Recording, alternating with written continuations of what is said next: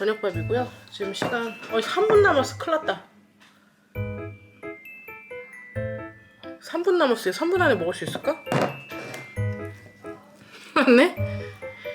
이거 현미 닭가슴살 김치볶음밥이라고 해서 인메이트 제품인데 뭐 이게 맛있다 그래서 저번에 사놨던 거 냉장고에 있었어요. 그거 먹어보려고 하고 솔직히 지금 배는 그렇게 안 고파요. 뭔가 기운이 쭉 빠지면서 지금 배는 안 고픈데 지금 안 먹어 놓으면 일단 밤에 또 입 터질까봐 이거 먹으려고 하고 있어요. 3분 안에 이거 어떻게 먹지? 큰일 났네. 이거 뜨거운데?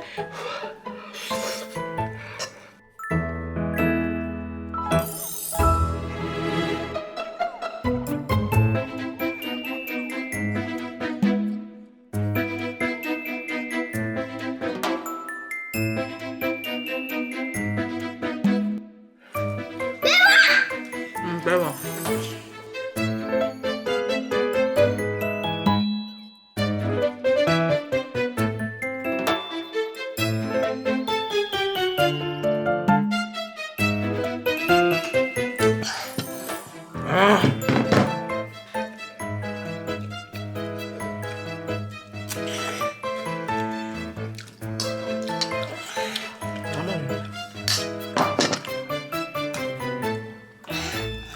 그래도 시간을 지키기 위해 여기서 멈추겠습니다.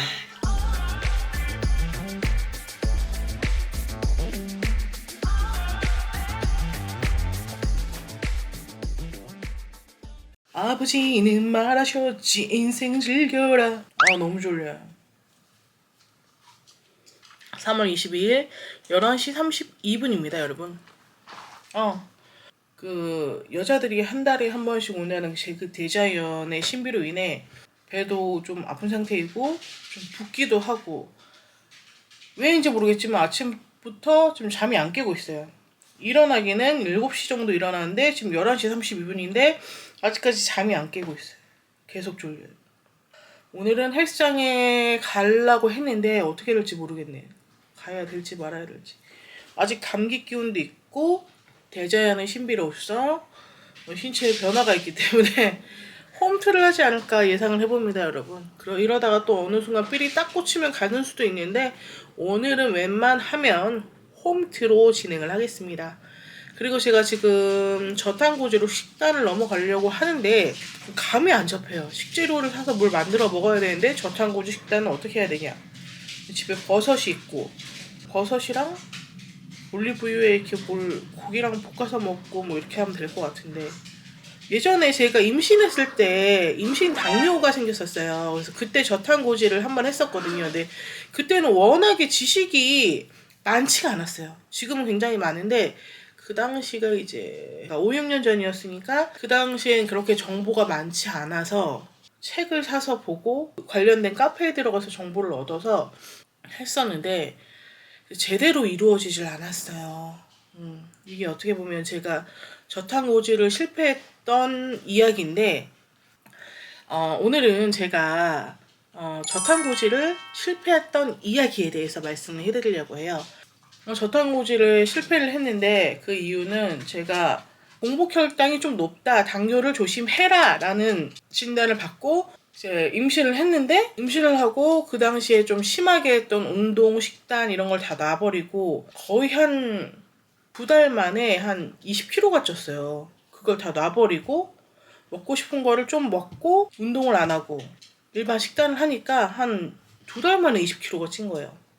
그러니까 그전에는 운동을 한 하루에 3시간 기본적으로 3시간을 했었고 먹는 것도 웬만하면 식단을 지켜서 먹고 입이 터진 날은 막 먹었다 그 다음날 또 식단 지키고 이런 식으로 했었거든요. 그러니까 그 몸무게 체중을 줄여놨던 그 끈을 안 놓으려고 노력을 하고 있다가 바둥바둥 노력을 하고 있다가 그 끈을 딱 놔버리니까 몸무게 늘어나는 게 보통으로 늘어나는 게 아닌 거예요. 난리가 난 거야. 그래서 이제 임신 당뇨가 왔어요. 제일 처음에 당뇨가 왔다는 소리를 들었을 때 굉장히 무서웠던 게 임신 당뇨이신 분들은 임신 중이라 뱃속에 아기가 있기 때문에 당뇨약을 먹지 못하기 때문에 바로 인슐린 투여로 들어갑니다. 원래 인슐린 투여를 하는 거는 당뇨가 좀 심해지고 진행이 많이 되신 분한테 시행이 되어야 하는 건데 임산부는 뭐 다른 도리가 없으니까 인슐린 투여부터 시작을 한단 말이에요. 그리고 나서 제가 이래저래 알아보다가 알게 된 게 저탄고지였어요. 저탄수화물 고지방 식사 해가지고 그걸 알게 돼서 케톤의 진실이었나? 그 책을 통해서 임신 중에 또 저탄고지를 해도 위험하지 않다라는 내용을 보고 불안해하면서 저탄고지를 시작을 했어요. 당연히 의사분들은 하지 말라고 하죠. 지금도 하지 말라 그럴 거예요, 아마 병원 가면. 불안한 마음으로 저탄고지를 시작을 했고, 그때는 그래도 좀 지켰어요. 좀 잘 지켰었는데, 아이를 출산하고 나서 관리를 제대로 못하고, 뭐 아이 제일 처음 출산했을 때는 애를 계속 돌봐야 되니까 운동 같은 건 거의 할 수 없다고 봐야 되잖아요. 저는 아이를 봐줄 수 있는 사람이 없었기 때문에 거의 그냥 집안에서 애만 보고 있었어요. 그렇기 때문에 움직이질 못하고 하니까 어찌됐든 그러다 보니까 관리가 안 됐고 그게 이형당뇨로 변질이 된 거예요. 그래서 그때 다시 한번 저탄고지를 시작을 했습니다. 그때도 정보는 많지 않았어요. 문제가 뭐냐면 지금이랑 똑같아요. 저탄고지를 하다가 입이 빵 터지면 탄수화물 막 먹고, 저탄고지를 하다가 입이 빵 터지면 탄수화물을 막 먹고, 당을 막 먹고 탄수화물 먹고 막 이런 거예요. 그래서 이틀 3일 저탄고지 하다가 하루 탄수화물하고 당 같은 거 막 먹고, 뭐 길어야 6, 7일 저탄고지 하다가 빵 같은 거 막 계속 먹고, 하루는 막 미친 듯이. 왜냐면 오늘 하루 먹으면 내일부터 다시 저탄고지를 해야 되니까 오늘 하루 먹자, 또 먹고. 그게 반복이 되니까 이게 어떻게 되냐면 고지혈증이었어요. 고지혈증. 지방식을 하다가 지방을 태우고 건강한 지방을 확보를 하는 그 몸이 되기 전에 빵 터져서 먹고, 또 지방을 막 먹다가 빵 터져서 먹고 지방을 막 먹다 하니까 이게 대사가 오히려 혼란이 온 거예요. 그래서 저는 그때 고지혈증이라는 병을 얻었어요. 급성췌장염까지 와서 응급실까지 갔다 왔거든요. 그래서 이 저탄고지가 함부로 시도를 해서는 지금으로서는 안 되겠구나라는 생각을 했었거든요. 근데 이제 저탄고지를 지금 와서 다시 시작하려니까 생각이 많아지는 거예요. 또 내가 그런 바보 같은 짓을 반복을 하면 어떡하지?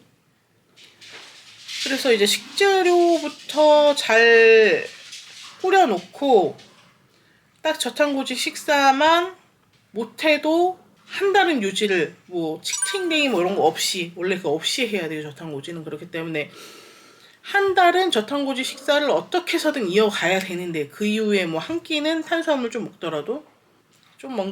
먹더라고가 이제 폭식이 되면 안 되는데, 어찌됐든 탄수화물 양을 좀 많이 줄인 걸 유지를 해 나가야 되니까. 그리고 그때는 문제가 순차적으로 줄여갔어야 되는데, 제가 성격이 약간 하려면은 바로 뭘 해야 돼요, 막. 그래가지고 점차적으로 줄여간 게 아니라 그냥 바로 팍.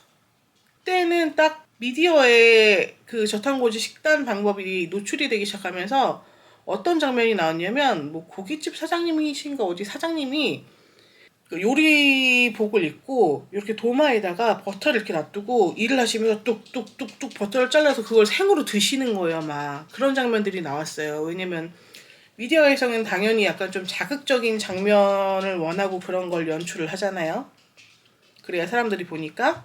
그러니까 그런 장면들이 나오니까 나도 저렇게 먹으면 되는구나. 고기를 막 그냥 먹으면 되고, 삼겹살 같은 걸 먹으면 되고, 그리고 버터 같은 거 저렇게 먹으면 되는구나 라고 생각해서, 뭐 다른 탄수화물을 요만큼이라도 늘 생각을 안 했고, 처음부터 고기에다가 버터 덩어리 집어먹고 막 이런 거예요. 그러니까 그게 탈이 난 거지. 처음부터 부작용을 좀 많이 겪었어요.